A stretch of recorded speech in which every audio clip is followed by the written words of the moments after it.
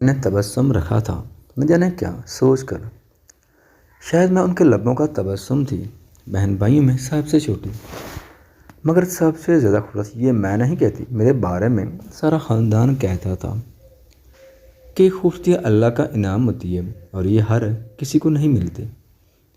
शायद तबस्सुम को खालिक ने अपने हाथों से बनाया होगा कि उसका सन चाँद को भी शर्माता था। सच है, खूबसूरती नसीब नहीं बनाते। नसीब जो होता है इंसान को वही मिलता है। नसीब में भी खुशियों और उम्मीदों के बहुत से दिन थे, मगर ये खुशियाँ दायमी ना थी, क्योंकि उम्मीदों को हसरतों में बदलते देर नहीं लगती। मैं अभी तीसरी क्लास में थी जब मेरे बड़े भाई और बड़ी बहन नुसरत आपा की शादी हुई। आपा भैया आकर ससुराल सुधार गई और भाई की दुल्हन हमारे घर आ गई। मेरे भाई का बिजनेस कराची में था जबकि हम बेला में रहते थे। मेरा बचपन अपने आबाई शहर में गुजरा, वहाँ के स्कूल में पढ़ा और खेल कूद कर होश संभाला। हमारा स्कूल को एजुकेशन था, लड़के और लड़कियां साथ पढ़ते थे। मेरा चचा जालसी भी मेरे साथ पढ़ता था। चचा का मकान हमारे मकान से थोड़े फासले पर था। वो अपने घर से स्कूल आता और मैं अपने घर से जाती। वो मेरे क्लास फेलो था, लेकिन स्कूल में उससे बात ना करते थे क्योंकि वो बेहद शरारती और बदतमीज़ था। जब चौथी जमात सालाना इम्तिहान नज़दीक थे तो सीब के सर ने उसकी कापियाँ चेक की जो नामुकम्मल थी। उसने काफ़ी सबक छोड़े हुए थे। टीचर ने उसी वजह से पर्चा लिखकर उसके वालिद को आगाह किया कि इसका काम मुकम्मल करवाएं वरना फेल हो जाने का खदशा है। जब हसीब को बाप से डांट पड़ी तो उसे होश आ गया कि इम्तिहान सर पर है और पर्चों की तैयारी करनी है। वक्त कम था, वो घबराया हुआ था। मैं अपना काम रोज़ क्या करती, ये मेरी आदत थी। लिहाजा मेरी कापियों में मशक़ें और इसबाक के सवालात मुकम्मल हल के साथ मौजूद थे। चूँकि क्लास की ज़हीन और लायक तलबा थी, लिहाजा टीचर ने मुझे मॉनिटर बनाया हुआ था।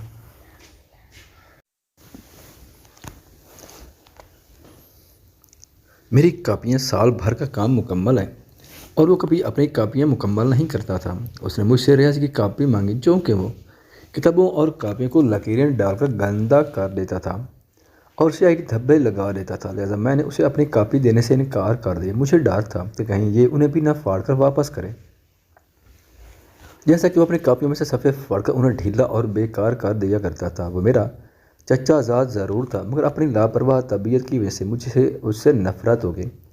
मैंने उसे अपनी कापियाँ देने से इनकार कर दिया, जबकि टीचर ने अल्टीमेटम दे दिया था कि अगर उसने 3 दिन के अंदर अपना रियाजी का काम मुकम्मल ना किया तो उसे सज़ा मिलेगी। जब मैंने कापी ना दी तो वो सबका काम की नकल ना कर सका। मुकर्रर दिन टीचर ने उससे रियाजी की कापी मांगी जिसमें बहुत कम मशक़ें की हुई थी, बाकी सारे सफ़ात खाली थे। उसे खूब मार पड़ी और टीचर ने सज़ा के तौर पर क्लास से बाहर खड़ा कर दिया। हसीब को इस बात बहुत गुस्सा आया कि उसे अपनी कापी दे देती तो वो वक्त पर अधूरा काम मुकम्मल करता और इतनी बेइज्जती न होती। बस उसने गुस्सा यूं उतारा कि छुट्टी वक्त जब हम घर जा रहे थे उसने रास्ते में मुझसे स्कूल बैग छीन लिया और रियाज की कापी निकालकर फाड़ कर फेंक दी। अपनी कापी के 4 टुकड़े देखकर मैं रोने लगी। मेरी चचा ज़ाद बहनें साथ थी। उन्होंने घर जाकर अपने अब्बू से हसीब की शिकायत कर दी। उधर बाबा ने हसीब को बुलवाया। जब वो आया तो रो रहा था क्योंकि इस वाक़या की शिकायत उसकी बहन ने चचा से की थी। शायद उसके अब्बू ने उसे बहुत मारा। जब वाले साहब ने तलब किया तो सिसकियाँ ले रहा था और उसके गाल सुर्ख थे। उन पर उंगलियों के निशान इस बात की गवाही थे कि वो घर से मार खा कर आया है। वालिद साहब ने उससे पूछा कि तुमने तबस्सुम की कापी क्यों फाड़ी। रो रहा था, उससे बोला नहीं जा रहा था। मैंने सोचा कि पहले वह स्कूल में टीचर के हाथों मार खा चुका है, बाप ने भी मारा और अगर मैंने उसकी शिकायत की तो उसे मेरे बाबा जान भी से भी मार पड़ेगी। लिहाजा मेरे दिल में रहम आ गया और मैंने बाबा जान से झूठ बोल दिया कि मेरी कापी हसीब ने नहीं फाड़ी, ये पहले से फटी हुई थी। मेरी सहेली ने खींची तो और फट गई। इस बयान पर हसीब रोते रोते चुप हो गया। वो हैरान और परेशान था कि मैं क्या कह रही हूँ, जानबूझकर झूठ बोल रही हूँ और उसे बचा रही हूँ। मेरे इस तरह कहने पर बाबा ने उसे कुछ न कहा। तभी चचा हमारे घर आया और मुझे कहा, बेटी तुम उसकी पढ़ाई में मदद करो वरना ये फेल हो जाएगा। मैंने कहा, चचा जान ये ज़्यादातर गैर हाजिर होता है, कैसे मदद करोगी। यूँ बोले, तुम रोज़ उसे अपने साथ स्कूल ले जाया करो ताकि ये गैर हाजिर ना हो।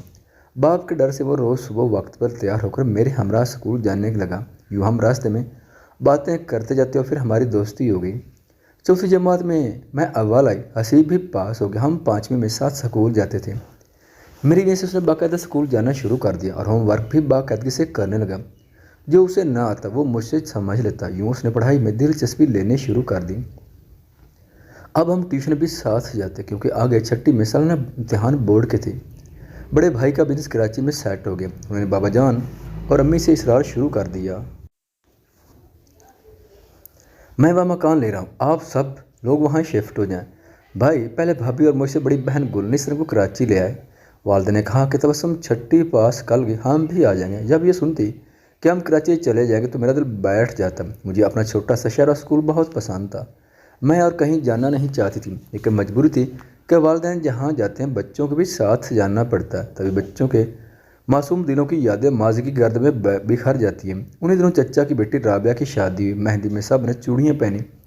چچی نے خاندان کے ساری لڑکیوں کے لیے چوڑیاں خریدی تھی، سارے کزن کو چوڑیاں مل گئیں مگر میں رہ گئی، ایک سیٹ کام ہو گیا۔ اگلے روز رابعہ باجی کی مہندی تھی، حسیب نے میری کلائیاں خالد دیکھ کر پوچھا، کیا امی نے تمہاری چوڑیاں نہیں دیں؟ وہ شاید بھول گئی ہیں، کہا ہے کہ دوبارہ منگواؤں گی تو دوں گی۔ وہ اسی وقت بازار چلا گیا اور میرے بہت خوبصورت چوڑیوں کا سیٹ لے کر آئے، اپنے ہاتھ سے میری کلائی میں پہنا کر بولا، آج رات مہندی ہے، وہ بھول بھی گئی ہوں گی کہ تمہیں چوڑیاں نہیں ملی، اتنے کام ہیں کہ کچھ یاد نہیں رہتا، اب اگر چوڑیاں لا بھی دے تو میری لائی ہوئی چوڑیاں اتار کر کوئی اور نہ پہننا، آئندہ بھی بس میری لائی ہوئی چوڑیاں ہی پہننا، اور میں پہناؤں گا اپنے ہاتھ سے، مجھے چوڑیاں پہنانی آتی ہیں، تمہیں کوئی اور پہنائے گا تو وہ توڑ کر ہاتھ زخمی کر دے گا۔ کان کی چوڑیاں ہر کسی کو پہنائی نہیں جاتی، یہ بات تم میری یاد رکھنا۔ اچھا کہہ کر اس وقت تو میں نے سارے ہلا لیا تھا، جانتی تھی کہ بعد میں کبھی بھی میں یہ بات بھلا نہ سکوں گی۔ چھٹی میں وقت تیز سے گزر گیا اور بورڈ کے سالانہ امتحان ہو گئے تو والدہ نے حکم دیا، آپ لوگ تیاری کر لو، کراچی چلنا ہے۔ میں بہت اداس تھی، اپنا اسکول، سہیلیاں، خاص طور پر حسیب کا ساتھ، سبھی کچھ یاد آ رہا تھا، خاص طور پر بیتا وقت اور بچپن کی یادیں۔ جدائی کی طرف سے دل زخمی ہو رہا تھا مگر جاننا تو تھا۔ آنسو بھری آنکھوں سے دادا دادی، چاچا چچی اور ان کے بچوں کو اللہ حافظ کا، خاص طور پر حسیب کو جس سے بچھڑنا بہت مشکل تھا۔ میں رو رہی تھی اور وہ بھی آنسو پونچھ رہا تھا، ہم رو رو کر الگ ہوئے۔ میں نے اسے وعدہ لیا کہ وہ اسی طرح دلچسپی سے پڑھتا رہے گا اور اسکول سے ناغہ نہیں کرے گا، کیونکہ اب اسے پرائمری اسکول سے ہائی اسکول جانا تھا۔ کراچی میں ہم بہت جلد سیٹل ہو گئے، بھائی کے ساتھ بابا جان بھی کاروبار میں مددگار ہو گئے، ہم دیکھتے دیکھتے امیر ہو گئے۔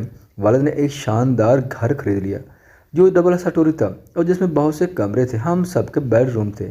اپنی گاڑی میں اسکول آتے تھے، میں نے میٹرک پاس کر لیا اور کالج داخلہ لیا۔ اس دوران ایک بار بھی اپنے آبائی شہر نہ گئی، کبھی رشتہ داروں کا پیار اور ان کی یاد آتی تو دعا کرتی کوئی موقع آئے اور ہم اپنے شہر جائیں، میں سب سے ملوں، پرانی یادیں تازہ کروں۔ کالج میں میری ایک دوستی ایک لڑکے لیبا سے ہو گئی، ہم اکٹھی کالج آتی جاتی، اس کے سوا کسی اور سے دوستی نہ کی کیونکہ کسی چیز سے دلچسپی نہ تھی سوائے اپنی پڑھائی کی، جبکہ اکثر لڑکیاں لڑکوں کی باتیں کرتی اور ان سے دوستیاں کرنے کے خواب دیکھتی، فضول قسم کی باتوں میں وقت ضائع کرتی۔ میں ہمیشہ اس قسم کی لڑکیوں سے کنارہ کیے رہتی، جبکہ لیبا بھی میری جیسی نیچر کی تھی، اس وجہ سے میری اس کے ساتھ بنتی تھی۔ میں کبھی کبھی صرف اس سے حسیب کا تذکرہ کرتی۔ سیکنڈ ایئر کے پیپر ختم ہوئے تو ایک روز اچانک بابا جان نے یہ خوشخبری سنائی کہ چچا کی بیٹی کی شادی ہے اور شادی میں ہم سب کو جانا ہے۔ یہ اطلاع سن کر دل بلیوں اچھل گیا، میری خوشی کا ٹھکانہ نہ رہا۔ مدت بعد اپنوں سے ملنا ہو گیا، خاص طور پر حسیب سے، جانے وہ اب کیسا ہوگا، کیسا لگتا ہوگا، اب تو بڑا ہو گیا ہوگا، خبر نہیں پہلے کی طرح ہم بے تکلف سے باتیں کر پائیں گے یا نہیں، کہ اب بھی اس کے دل میں میری یاد بسی ہوگی۔ بھابھی نے کہا ہم شادی میں جا رہے ہیں، اس لیے کچھ شاپنگ کرنی ہے۔ کیوں نہیں بھابھی، مجھے بھی جاننا ہے، کچھ اپنے لیے خریدنا اور کچھ تحفے میں اپنے کزن اور سہیلیوں کے لیے، اتنے برسوں بعد جا رہی ہوں، سبھی شادی میں ملیں گے تو کیا سوچیں گے کہ تبسم کیسے کنجوس سے کراچی سے آئی اور ہمارے لیے کچھ نہیں لائے۔ ہاں ہاں ضرور چلو، تمہارے بھائی نے بہت سارے روپے دیے ہیں، جو تمہاری مرضی ہو خرید لینا۔ ہم مارکیٹ چلے گئے، ہم نے سینڈل خریدنا تھے، دکان پر گئے، سینڈل نکلوائے مگر جی نہ کیا، واپس رکھوا دی۔ گھڑیوں کی دکان پر جانے کی جلدی تھی، بھابھی نے بھی اپنے لیے گھڑی لینی تھی، میں نے بہت سی گھڑیاں دیکھیں۔ جب بھابھی اپنے لیے ریسٹ واچ پسند کرنے میں محو ہوئی تو جلدی سے ایک قیمتی مردانہ گھڑی میں نے پسند کر لی اور قیمت ادا کر کے ڈبی پرس میں رکھ لی۔ اس کے بعد ہم گفٹ لیے، کچھ کزنز کے لیے، کچھ رشتہ داروں کے لیے۔ جب مارکیٹ سے نکلنے لگے تو بھابھی نے یاد لیا کہ تم نے چوڑیاں تو لی نہیں، مہندی میں کیا پہنو گی؟ میں نے جواب دیا بس اب رہنے دیجیے بھابھی، کافی دیر ہو گئی ہے، میں تھک بھی گئی ہوں۔ آپ دادا دادی رہتے تھے، وہاں کی فضا میں سانس لیے تو روح معطر ہو گئی، پرانی یادوں کی چوڑیاں अपने शहर से खरीद लेंगे। घर पहुँचे तो अम्मी ने कहा कुछ कलाई में पहन लो, शादी में जा रही हो और कलाइयाँ खाली हैं। मैंने सुनी अनसुनी कर दिया, कोई चूड़ी ना पहनी। हम अपने आबाई शहर पहुँचे। क्या बताऊँ, अपने पुराने घर को देखकर कितना सुकून मिला। जहाँ बारात सी उमड़ पड़ी, जिन्होंने टमटमाते जुगनू की तरह मेरी ज़ात को अपने घेरे में ले लिया। जल्द चचा के घर जाना चाहती थी, वो शादी का घर था, इस वजह से तैयार होकर जाना ज़रूरी था। हम तैयार होने लगे। बहुत खूबसूरत जोड़ा मैंने पहन लिया और बालों का जोड़ा बनाया। सोने का हल्का सा सेट भी पहना, लेकिन चूड़ियाँ ना पहनी, कलाइयाँ खाली थीं। भाभी ने याद दिलाया कि तुम्हारा श्रृंगार अधूरा है, एक कलाई में बस घड़ी बांध ली है, सीधे हाथ की, कलाई में चूड़ियाँ नहीं हैं। मेहंदी वाला घर है भाई, चूड़ियाँ तो पहन लो। मैंने कहा लाई नहीं तो क्यों कर पहन। बोले सोने की तो है तुम्हारे पास, उन्हें पहन लो। सोने की चूड़ियाँ भारी लगती हैं मुझे, सोने की चूड़ियाँ अच्छी नहीं लगती। चची ने मेहंदी में लड़कियों की चूड़ियाँ दी हैं, मेरे लिए भी लेकर रखी होंगी। याद आया पहले एक बार वो मुझे चूड़ियाँ देना भूल गई थी। दिल से दुआ निकली, अल्लाह करे इस बार ना भूली हूँ कि मेरी कलाइयाँ खाली रह जाएं। खैर हम शाम को गए, मेहमान जमा थे और मेहंदी की तकरीब शुरू थी। चची हमें देखकर खुशी से दौड़ी आए, गले लगा लिए और हसीब की बहन निस्त्रा ने खुश होकर इस्तकबाल किया। घर मेहमानों से भरा था मगर खाली खाली लग रहा था। मेरी नज़रें इधर उधर किसी को तलाश कर रही थी। निस्त्रा समझ गई मैं किसे ढूंढ रही हूँ। वो हाथ पकड़कर हसीब के कमरे में ले गई जो बिस्तर पर नीम दराज था। मैंने कहा वाह बहन की शादी है, तुम ऐसे यहाँ पड़े हो जैसे किसी पड़ोसी के घर में शादी की तकरीब हो रही है। मुझे अचानक सामने देख तो चौंक कर उठ बैठा। तुम कब आई, कितने दिनों बाद आई, कितनी बड़ी और लंबी हो गई हो, और तुम भी तो इतने दराज कद हो गए हो जैसे खजूर का दरख्त। तुम्हें हमेशा दरख्त ही लगता था और अब भी दरख्त कह रही हो। उसके चेहरे से खुशी छुपाए ना छुप रही थी। निस्रन मुझे हसीब के पास बिठाकर कमरे से चली गई। तभी उसकी नज़रें मेरी कलाई पर पड़ी। सारा श्रृंगार किया मगर 16 श्रृंगार नहीं किया। वो क्या होता है? मैंने हैरत से उसे देखा। चूड़ियाँ नहीं पहनी क्यों?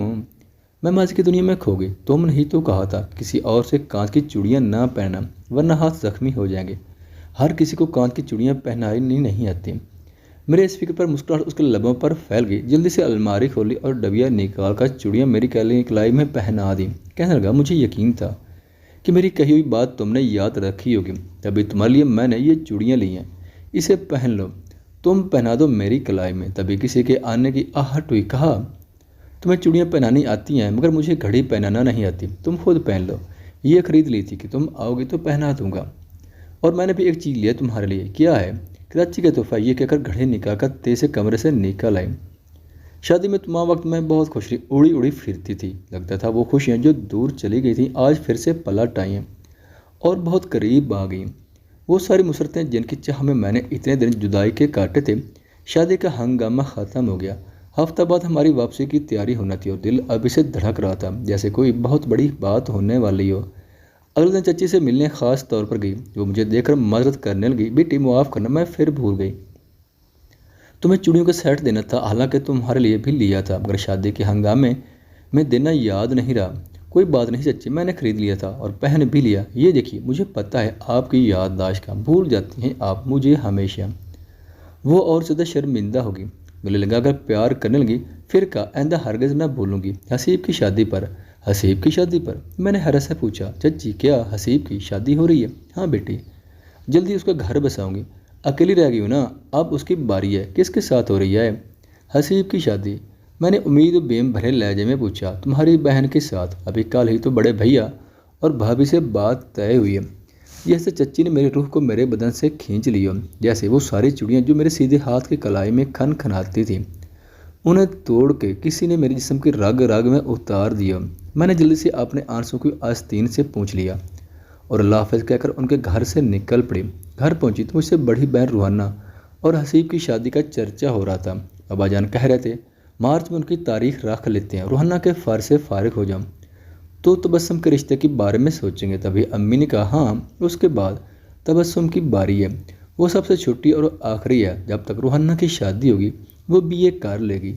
मेरे दिल खून हो गया। मैंने अंदर जाकर चूड़ियाँ उतार कर डब्बे में डाल दी। सोचा कि ये बारी का भी अजब चक्कर होता है। माँ बाप लड़की की पसंद नापसंद देखते हैं और ना मर्जी पूछते हैं मगर बारी का ख्याल ज़रूर रखते हैं। मार्च भी आ गया, बाहर का मौसम, चारों तरफ फूल खिल गए मगर मेरे दिल का चमन सूख गया। नहीं मालूम हसीब के दिल का क्या हाल हो। اس وقت میں نے اس سے بات نہ کی یہاں تک کہ میری باری آ پہنچی اور میری شادی تایا ابا کے چھوٹے بیٹے فخر سے ہوگی، کیونکہ میری طرح اس کی باری آ چکی تھی۔ حسیب نے مجھے کانچ کی چوڑیوں کا تحفہ میری شادی پر بھیجوایا تھا، مگر میں نے نہ پہنا کہ کوئی پہنانے والا نہ تھا، اور میں کسی اور سے چوڑیاں پہن کر اپنے ہاتھوں کو زخمی نہیں کرنا چاہتی تھی۔ بے شک انہیں نہ پہننے کی وجہ سے روح تو زخمی ہوئی۔ پھر میں نے قسم کھا لی کہ اب کبھی کانچ کی چوڑیاں نہیں پہنوں گی، سو آج تک میرے سیدھے ہاتھ کی کلائی خالی ہے۔